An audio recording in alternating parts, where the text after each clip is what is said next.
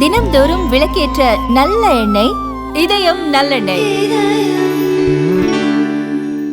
இன்றைய உலகத் தலைவர்களில் முதன்மை தலைவராக விளங்கிக் கொண்டிருக்கிற இந்திய நாட்டிற்கே பெருமை சேர்க்கக்கூடிய ஒரு வரலாற்று நாயகனாக திகழ்ந்து வருகிற பாரத பிரதமர், போற்றுதலுக்குரிய எல்லோரும் நெஞ்சங்களில் நிறைந்து வாழ்ந்து கொண்டிருக்கிற மாண்புமிகு நரேந்திர மோடி அவர்களும், மாண்புமிகு இரும்பு மனிதனாக இந்திய திருநாட்டை பேணி காத்து வருகிற மாண்புமிகு அமித்ஷா அவர்களும் முன்மொழிந்து இந்த நாட்டுக்கு பெருமை சேர்க்கின்ற வகையில் அதை முன்மொழிந்திருக்கிறார்கள்.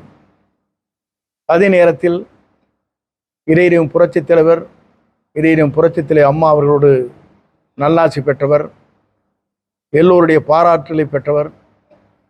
அப்படிப்பட்ட துணை குடியரசுத் தலைவராக மேதகு போற்றுதலுக்குரிய சிபி ராதாகிருஷ்ணன் அவர்கள் தேர்ந்தெடுக்கப்பட்டிருப்பது இந்த மண்ணிற்கு பெருமை, அதே நேரத்திற்கு தேசத்திற்கு பெருமை.